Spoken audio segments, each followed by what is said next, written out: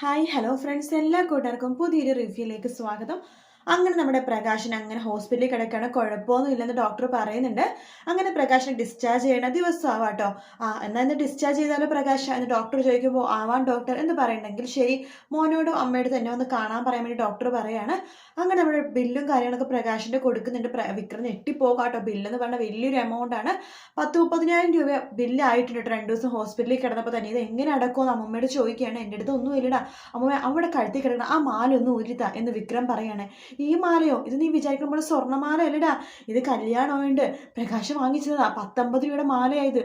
ഇനിയിപ്പോൾ 30,000 രൂപ എങ്ങനെ അടയ്ക്കുമെന്ന് ചോദിക്കാൻ ആരുമില്ല. ആ രാജപ്പനോട് ചോദിക്കണേ, എന്തായാലും 17 ലക്ഷം രൂപ കൊടുക്കാനുണ്ടല്ലോ. അതിൻ്റെ കൂടി 30,000 രൂപ വാങ്ങിച്ച് കുഴപ്പമൊന്നുമില്ല. അയാൾക്ക് ഈ മാസത്തിന്റെ പൈസ നീ എന്തെങ്കിലും പറയാന്ന് പറയുമ്പോൾ എന്നൊരു കാര്യം ചെയ്യും, അമ്മമ്മ തന്നെ ചെന്ന് പറ എന്ന് പറയാണ്. എടാ, ഞാൻ പറഞ്ഞ അയാളെ വിശ്വസിക്കില്ല. ഞാൻ ഈ വയസ്സാം കാലത്ത് പറഞ്ഞിട്ട് ഒരു കാര്യമില്ല. നീ ഒരു കാര്യം ചെയ്യും, ഒന്ന് രാജപ്പനോട് തന്നെ ചോദിക്കുക, അല്ലെങ്കിൽ ആ ബാലനല്ലേ അയാളോട് ചോദിക്കുക. അവരെയൊക്കെ പൈസ കിട്ടുന്ന ചവിട്ടി താഴ്ത്താ, അവിടെ മുമ്പിലൊക്കെ പോയി കൈ നീട്ടാന്ന് വെച്ചാൽ എടാ ചോദിക്കടാ, നിന്റെ അച്ഛനെ വേണ്ടിയിട്ടല്ലേടാ എന്നൊക്കെ പറയാണ്. അങ്ങനെ വിക്രം രാജപ്പനോട് ചോദിക്കേണ്ടേ. രാജപ്പണ്ണ, എന്താണ് വിക്രം, പൈസ റെഡിയായോ? എപ്പം തരും ബാക്കി പൈസ? അതെ, ഞാനൊരു സഹായം ചോദിക്കാൻ വേണ്ടി വന്നതാണ്. സഹായമോ? ഇനിയോ? എന്ത് സഹായമാണ് നിനക്ക് വേണ്ടത് എന്ന് ചോദിക്കുമ്പോഴേക്കും, അത് അറിയാലോ, അച്ഛനെ ഹോസ്പിറ്റലിൽ നിന്ന് ഡിസ്ചാർജ് ആവാ ഇന്ന്. 30,000 രൂപ ഹോസ്പിറ്റലിൽ അടച്ചാൽ മാത്രമേ അച്ഛനെ ഡിസ്ചാർജ് ചെയ്യുള്ളൂ. എടാ, ആർക്കട നിർബന്ധം നിന്റെ അച്ഛൻ ഡിസ്ചാർജ് ചെയ്യണം? അയാൾ അവിടെ തന്നെ കിടക്കട്ടെ. 30,000 രൂപ പോയിട്ട് 10 പൈസ നിനക്ക് തരില്ല. നോക്ക്, മര്യാദയ്ക്ക് എന്റെ പൈസ തരാൻ നോക്ക് നീ എന്ന് പറയണം. അല്ലെങ്കിൽ എന്റെ ഗുണ്ടകൾ നാളെ മറ്റന്നാൾ നിന്റെ വീട്ടിലേക്ക് വരും. പ്രകാശനെ തൂക്കിയെടുക്കില്ല. അവന്റെ തൂക്കത്തിന് എന്താ കാര്യം? അവന്റെ ജീവനും ഉയരൊക്കെ നീയാണല്ലോ. നിന്റെ മേത്തൊരു ചോരയോ അല്ലെങ്കിൽ ഒരു കല്ലോ കൊണ്ട് അയാളുടെ മേലാണ് പൊള്ളണത്, അല്ല അവനെയാണ് വേദനിക്കണത്. അതുകൊണ്ട് നിന്നെയാണ് ഞങ്ങൾ ഇനി ടാർഗറ്റ് ചെയ്യണത്. നിനക്കുള്ള പണിയെ ഞാൻ തന്നോളാം എന്ന് പറയുമ്പോൾ, രാജപ്പണ്ണ പ്ലീസ് 30,000 രൂപ തരാൻ നോക്കുക, അല്ലെങ്കിൽ ഒരു കാര്യം ചെയ്യാം, 50,000 രൂപ 17,50,000 രൂപയ്ക്ക് ഞാൻ തിരിച്ചു തരാം. തരും, നീ കുറെ തരും. എന്തായാലും നിനക്ക് പൈസ പ്രശ്നം ഇടാം. മര്യാദയ്ക്ക് 48 മണിക്കൂർ സമയം തരും. അതിനുള്ളിൽ എന്റെ പൈസ നീ തന്നില്ലെങ്കിൽ ഗുണ്ടകൾ വീട്ടിൽ വന്ന് ഇറങ്ങും, നോക്കിക്കോ എന്ന് പറഞ്ഞിട്ട് രാജപ്പൻ അവിടെ നിന്ന് പോവാണ്. വിക്രം നേരെ പോണത് നമ്മുടെ ബാലണന്റെ അടുത്തേക്കാണ്. ബാലണ, എങ്ങനെയെങ്കിലൊക്കെ ഒന്ന് സഹായിക്കണം ബാലണ, 30,000 രൂപയുടെ ഒരു ആവശ്യമുണ്ട്. 30,000 രൂപ തന്നെ സഹായിക്കണം. അച്ഛൻ ഹോസ്പിറ്റലിൽ നിന്ന് ഇറങ്ങിയിട്ട് നിങ്ങളുടെ അവിടെ ജോലി വന്ന് ചെയ്തിട്ട് ആ കടം തീർത്തോളും. അപ്പോൾ നീ കടം തീർക്കുമെന്ന് നീ പറയുന്നില്ലല്ലേ വിക്രം?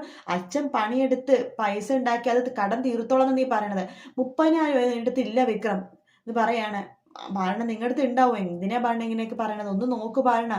വിക്രം സാറേ, എൻ്റെ അടുത്ത് ഇല്ല. സാറ് വിളിയൊന്ന് നിർത്ത് ബാലണ. അയ്യോ, നീ അങ്ങനെയാണല്ലോ വിളിക്കണമെന്ന് പറഞ്ഞു. നിന്നെ സാറേന്നും നിന്റെ അച്ഛനെ സാറേന്നും നിങ്ങളുടെ അമ്മമ്മയല്ലേ അവരെ മാഡം എന്നല്ല ഞാൻ വിളിക്കേണ്ടത്. ഞാൻ അങ്ങനെ തന്നെ വിളിക്കുള്ളൂ. ബാലണ, നിങ്ങളിപ്പോൾ കിരണിന്റെ കല്യാണിന്റെ കമ്പനി ജോലി ചെയ്യണമെന്നൊക്കെ എനിക്കറിയാം. അഡ്വാൻസ് ആയിട്ട് ഒരു 10-30,000 രൂപ മേടിക്കാൻ പറ്റും. നിങ്ങളുടെ ആത്മാർത്ഥ സുഹൃത്തിന് വേണ്ടിയിട്ടല്ലേ? ആത്മാർത്ഥ സുഹൃത്തോ? അവനോ? കുറച്ച് പണം വന്ന് നടന്നപ്പോൾ തന്നെ അവന്റെ സ്വഭാവം അതൊക്കെ ഞങ്ങൾ കണ്ടതാടാ. എന്നാലും എൻ്റെ കയ്യിൽ പണമില്ല, ഞാൻ കിരണ്ടത്ത് കടുത്ത് ചോദിക്കത്തുമില്ല എന്ന് പറഞ്ഞിട്ട് ബാലൻ അവിടെ നിന്ന് പോവാണ്. എല്ലാവരും ഇപ്പൊ തലയിൽ കയറി നിരങ്ങി നടക്കുക, എല്ലാത്തിനെയും വെച്ചിട്ടുണ്ട് എന്ന് പറഞ്ഞിട്ട് വിക്രം അവിടെ നിന്ന് പോവാണ്. ശേഷം കൂട്ടുകാരോട് ചോദിക്കുന്നുണ്ട് വിക്രം, എടാ എങ്ങനെയെങ്കിലൊക്കെ എനിക്ക് കുറച്ച് പൈസ എന്ന് പറയുമ്പോൾ, എടാ വിക്രം ഞങ്ങടത്തില്ല, പക്ഷെ നിനക്ക് പൈസ അത്ര അത്യാവശ്യമാണെങ്കിൽ ഒരു കാര്യം ചെയ്യാം. എന്താടാ? നമുക്കിന്ന് രാത്രി മോഷ്ടിക്കാം. മോഷ്ടിക്കാന്നോ? അതെ, ഇന്ന് രാത്രി മോഷ്ടിക്കാം. മോഷ്ടിച്ചാൽ മാത്രമേ പൈസ കിട്ടുള്ളൂ, നിനക്കറിയാലോ. അത് ശരിയാ. അപ്പൊ ഒരു കാര്യം ചെയ്യാം, ഇന്ന് രാത്രി ഞങ്ങൾ പറയണ വീട്ടിലേക്ക് നീ കയറണം.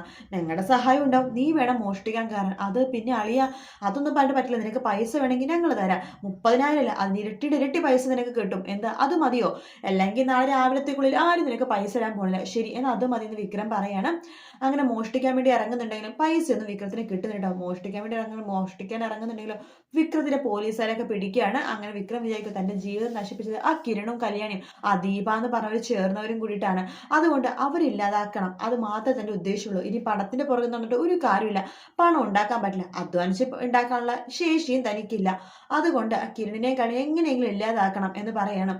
അങ്ങനെ നമ്മുടെ ദീപനെ എങ്ങനെയും ഉപദ്രവിക്കാൻ വേണ്ടി വീട്ടിലേക്ക് വരുവാണ് വിക്രം. പക്ഷെ ദീപനെ രക്ഷിച്ച് കിരണും കല്യാണി അങ്ങോട്ട് വരുന്നുണ്ട്.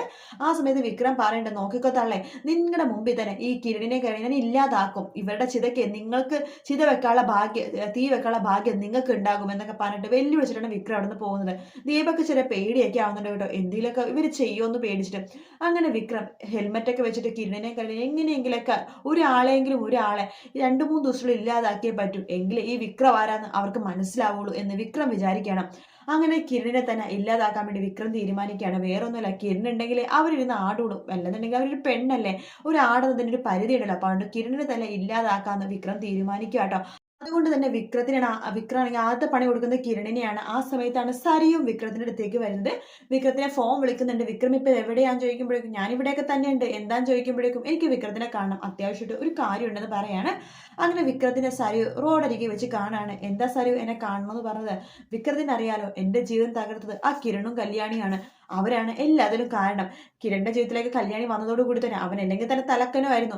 ഇപ്പൊ കിരണിന്റെ ജീവിതത്തിലെ കല്യാണം വന്നപ്പോൾ അവൻ ഒന്നും കൂടി അഹങ്കാരം കൂടി. അവരെല്ലാം പിടിച്ചടക്കിക്കൊണ്ടിരിക്കുക, നമ്മൾ തോറ്റുകൊണ്ടിരിക്കുക. അത് സരു പറഞ്ഞ സത്യമാണ്. ഞങ്ങളും തോറ്റുകൊണ്ടിരിക്കുക. നിന്റെ അച്ഛന്റെ കാര്യമൊക്കെ ഞാൻ അറിഞ്ഞു. ആദ്യ ഭാര്യയെ മോളും കൂടി പറ്റിച്ചതാണല്ലേ? അതെ, തന്ത്രപൂർവ്വം പറ്റിച്ചു. ഇപ്പൊ രാജപ്പന് 17 ലക്ഷം രൂപ കടമാണ്. എടാ വിക്രമേ, ഞാൻ നിനക്ക് ആ 17 ലക്ഷം രൂപ തരാം. സത്യമാണ് പറയേണ്ടത്. സരു എന്തിനാ എനിക്ക് ആ പൈസ തരണത്? അതൊക്കെ ഞാൻ പറഞ്ഞ പോലെ നീ ചെയ്ത 17 ലക്ഷമല്ല 20 ലക്ഷം രൂപ, മൊത്തം 20 ലക്ഷം രൂപ ഞാൻ നിനക്ക് തന്നിരിക്കും. പക്ഷെ ഞാൻ പറയുന്ന കാര്യം നീ ചെയ്തിരിക്കണം. സരു എന്താച്ചാ പറഞ്ഞു, 20 ലക്ഷം രൂപ കിട്ടുമെങ്കിൽ ഞാൻ എന്ത് വേണമെങ്കിലും ചെയ്യും. ശരി, നീ ആ കിരണിനെയും കല്യാണിനെയും ഒഴിവാക്കി തരണം. പിന്നെ ആ ചന്ദ്രസേൻ എന്ന് പറഞ്ഞ ആളെ ഒഴിവാക്കണം. ഈ 3 പേരെ നീ ഒഴിവാക്കി തന്നേ പറ്റൂ എന്ന് പറയാണ്. അത് ഞാൻ സുഖമായിട്ട് ചെയ്യാം. അങ്ങനെ പറഞ്ഞാൽ പോരാ. നിനക്ക് ആദ്യത്തെ 5 ലക്ഷം രൂപ വേണമെന്നുണ്ടെങ്കിൽ ഞാൻ ആദ്യം ഒരാളെ ഇല്ലാതാക്കി 5 ലക്ഷം തരും. അടുത്ത ആളെ ഇല്ലാതാക്കിയ 10 ലക്ഷം, പിന്നെ 20 ലക്ഷം, അങ്ങനെയാണ് തരുന്നത്.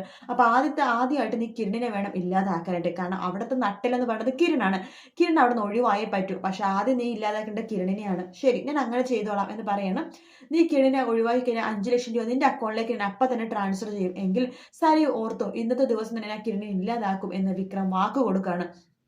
ശേഷം കിരണിനെ ഇല്ലാതാക്കാനുള്ള പഠിച്ച പണി 18 വിക്രം നോക്കുന്നുണ്ട്. വിക്രത്തിന് ആ അലവലാതി കൂട്ടുകാരെയും വിളിക്കുന്നുണ്ട്. അങ്ങനെ കിരണിനെ ഇല്ലാതാക്കാണ്ട് മാക്സിമം ശ്രമിക്കുന്നുണ്ടെങ്കിലും പക്ഷെ കിരണിനെ ഇല്ലാതാക്കാൻ വേണ്ടിയിട്ട് കഴിയണമെന്നില്ല കേട്ടോ. പക്ഷെ ഏറെക്കുറെയൊക്കെ വിക്രം വിജയിക്കുന്നുണ്ട്. എങ്ങനെയെങ്കിലൊക്കെ വിക്രത്തിനെ ഇല്ലാതാക്കണമെന്ന് പറഞ്ഞാൽ പ്രതികാരത്തോടുകൂടി നടക്കണല്ലേ. അപ്പൊ അങ്ങനെ നടക്കുമ്പോഴേക്കും എന്തെങ്കിലുമൊക്കെ ഒരു മുറിവോ തട്ടലോ പോറലോ എന്തെങ്കിലുമൊക്കെ ഒരാൾക്ക് കൊള്ളുമെന്നുള്ള കാര്യത്തിൽ ഒരു സംശയവുമില്ല. അപ്പോഴല്ലേ കുറച്ചുകൂടി വിക്രത്തിനോ ജയിലിടാനുള്ള അവസരം കിട്ടുള്ളൂ. വിക്രം എന്തായാലും ജയിൽ പുള്ളി ആയതുകൊണ്ട് തന്നെ ഇനി എന്ത് കേസ് വന്നാലും വിക്രത്തിന് പുറത്തിറങ്ങാൻ പറ്റാത്ത അവസ്ഥയായിരിക്കും എന്ന് വിക്രത്തിനും അറിയാം. അതുകൊണ്ട് ഗുണ്ടകളുടെ ഫ്രണ്ട്സിന്റെ സഹായത്തോടെ കിരണിനെയും കല്യാണിനെയും ഇല്ലാതാക്കാൻ വേണ്ടി വിക്രം ശ്രമിക്കണം കേട്ടോ. എന്തായാലും കിരണിട്ട് തന്നെയാണ് ആദ്യത്തെ പണി വിക്രവും സരയും കൂടി കൊടുക്കാൻ പോണത്. അത് എന്ത് പണിയായിരിക്കും എന്ന് നമുക്ക് നോക്കാം. അതുപോലെ തന്നെ സരയു ആണെന്നുണ്ടെങ്കിൽ താരയുടെ തല തല്ലി പൊട്ടിക്കുന്നുണ്ട്. അതിൽ സരയു വിജയിക്കുന്നുണ്ട്. വിക്രം പക്ഷെ ദീപയുടെ കാര്യത്തിൽ വിക്രത്തിന് അങ്ങനെ ഒന്നും ചെയ്യാൻ പറ്റുന്നില്ലെങ്കിൽ സരയു അങ്ങനെ ചെയ്യുന്നുണ്ട് കേട്ടോ. താരേനെ നൈസായിട്ട് വിളിച്ചു വരുത്തിട്ട് ചായ ഉണ്ടാക്കി എന്നൊക്കെ പറഞ്ഞിട്ട് അടക്കളയിലേക്ക് കയറ്റിയിട്ട് തിരിഞ്ഞു നിൽക്കുന്ന താരയുടെ തലയിലേക്ക് അടിക്കുവാണ് സരയു. താര ഹോസ്പിറ്റലിലാവണുണ്ട്. ആ ഭാഗം പ്രൊമോയിൽ കാണിച്ചിരുന്നല്ലോ. തലയ്ക്ക് ഭയങ്കര വലിയൊരു പരിക്ക് തന്നെയാണ് താരയ്ക്ക് ഏറ്റിരിക്കുന്നത്. താരയുടെ ബോധം നഷ്ടപ്പെട്ട രീതിയിലാണ്. കിടപ്പ് കണ്ടാൽ അറിയാം താര എന്തോ കോമ സ്റ്റേജിലാണെന്നുള്ള കാര്യം. എന്തായാലും ഈ പ്രാവശ്യം താര രക്ഷപ്പെടുമെന്ന് തോന്നുന്നില്ല കേട്ടോ. കഴിഞ്ഞ പ്രാവശ്യം രക്ഷപ്പെട്ടതാണ്, ഈ പ്രാവശ്യം രക്ഷപ്പെടുമെന്ന് തോന്നുന്നില്ല. എന്തായാലും ഈ ആഴ്ച നല്ല അടിപൊളിയായിട്ടുള്ള എപ്പിസോഡ്സ് ഒക്കെയാണ് വരാൻ പോകുന്നത്. വീഡിയോ ഇഷ്ടപ്പെട്ടെങ്കിൽ ലൈക്ക് ചെയ്യുക, സബ്സ്ക്രൈബ് ചെയ്യുക, കമന്റ് ചെയ്യുക. മറ്റൊരു വീഡിയോ ആയിട്ട് വീണ്ടും കാണാം. Take care, bye bye.